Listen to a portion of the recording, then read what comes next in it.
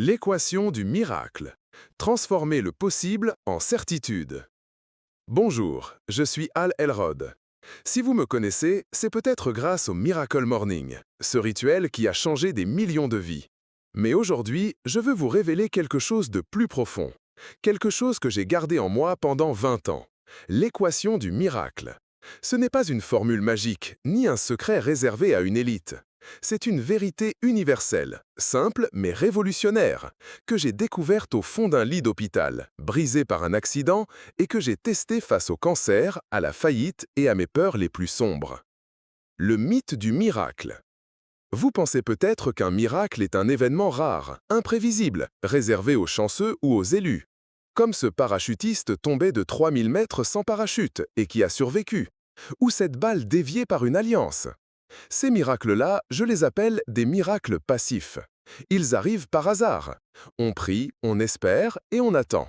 Mais ce dont je veux vous parler, ce sont des miracles actifs, ceux que vous créez.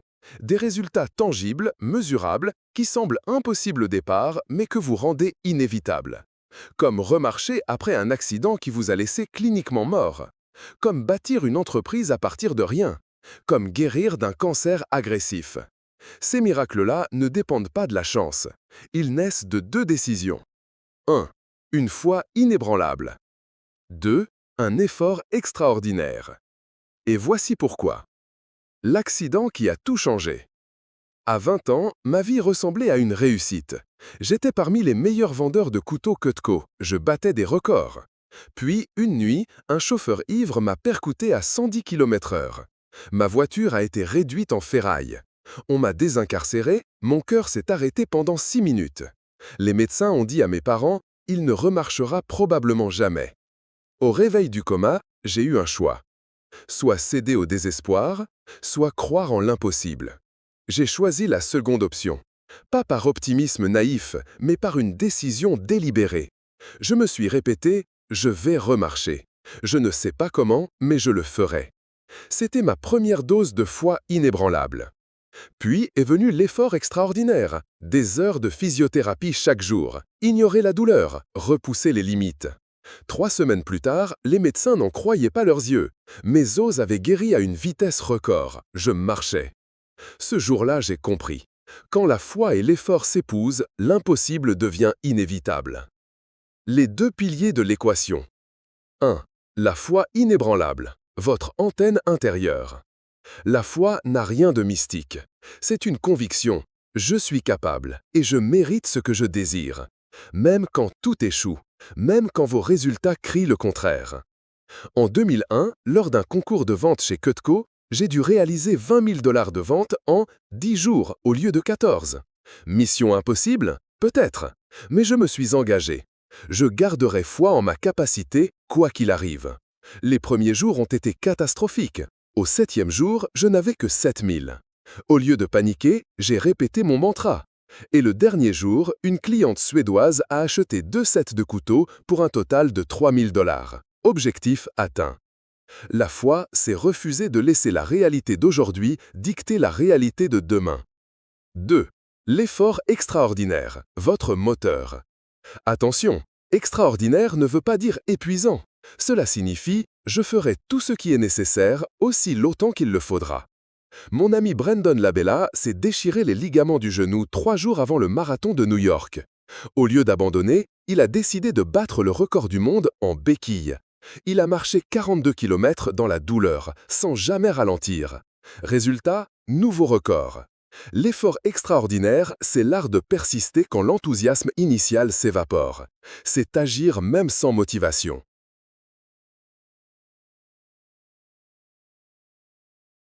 Le cercle vertueux.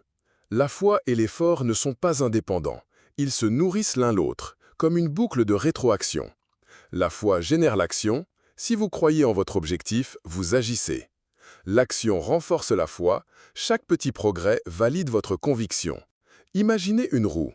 Si un rayon, la foi ou l'effort, se brise, la roue s'arrête. Mais si les deux tiennent, elle tourne de plus en plus vite. C'est ainsi que Rob Dial, un de mes coachés, a quitté son job à 100 000 $ pour lancer un podcast. En 14 mois, ses revenus ont augmenté de 300%. Les ennemis invisibles. Pourquoi la plupart des gens abandonnent-ils leurs rêves? À cause de 4 conflits internes. 1. La peur de l'inconnu. Notre cerveau primitif voit le changement comme un danger. 2. Le syndrome de l'imposteur. Je ne mérite pas ce succès. 3. La dysmorphie du potentiel. On sous-estime nos capacités réelles. 4. Le moule social. On suit les règles des autres au lieu de créer les nôtres. Nick Santanastasso, né sans jambes et avec un seul doigt, aurait pu se cacher. Au lieu de cela, il fait du skate, du wakesurf et inspire des millions de personnes. Les limites sont des inventions de l'esprit, dit-il. Son secret, il a refusé de laisser les étiquettes, handicapés, définir son identité. L'invisibilité émotionnelle. En 2006, on m'a diagnostiqué un cancer rare, pronostic sombre. Ma première réaction, la règle des 5 minutes. 1. Réglez un minuteur. 2. Laissez-vous ressentir toute émotion. Peur, colère, tristesse. 3. Quand le bip retentit, dites « Je ne peux rien y changer ». Cette pratique vient de mon mentor chez Cutco. Elle m'a sauvé la vie. Au lieu de dépenser mon énergie à résister à la réalité, je l'ai acceptée. Cela ne rend pas le cancer joyeux, mais cela libère l'énergie pour le combattre. Accepter, différent de renoncer. Accepter, c'est dire « c'est mon point de départ. Maintenant, je construis à partir de là ». Le vrai but des objectifs. Un jour, un de mes mentors m'a révélé ceci.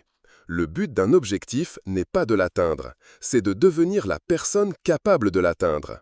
Quand j'ai décidé de vendre 20 000 $ en 10 jours, le vrai miracle n'était pas le chiffre, c'était la transformation intérieure. Je suis devenu un homme qui garde la foi face à l'échec et qui agit sans garantie de résultat. Vos objectifs sont des outils pour sculpter votre caractère. Le résultat final, une conséquence naturelle.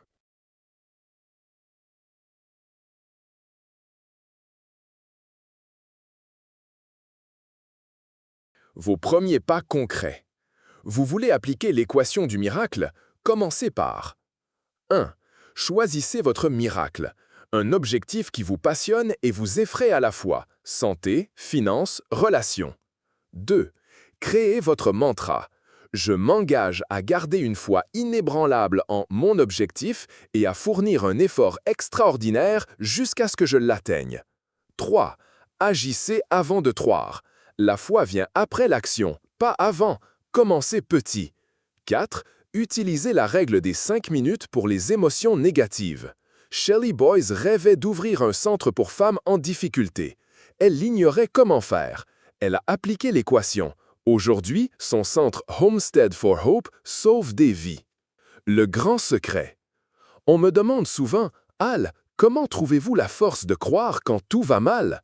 Ma réponse, je ne la trouve pas, je la décide. La foi inébranlable est un choix quotidien, comme celui de se brosser les dents. Au début, c'est mécanique, puis cela devient une partie de vous.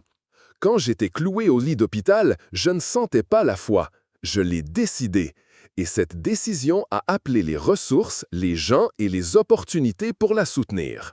Conclusion. Devenez un expert en miracles. L'équation du miracle n'est pas ma création, elle existe depuis toujours. Les grands innovateurs, artistes, athlètes ou leaders l'utilisent inconsciemment. Martin Luther King avait une foi inébranlable en la justice. Elon Musk fournit un effort extraordinaire pour coloniser Mars. Vous n'avez pas besoin d'être un héros, vous devez juste prendre 2 décisions. 1.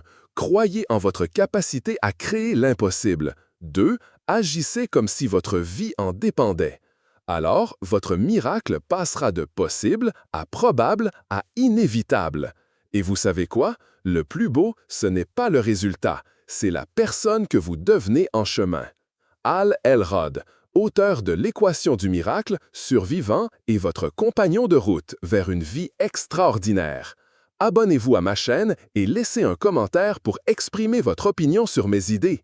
J'écris régulièrement des résumés des ouvrages les plus importants dans le domaine de la psychologie et du développement personnel, et j'espère que tous ceux qui s'y intéressent pourront en tirer profit.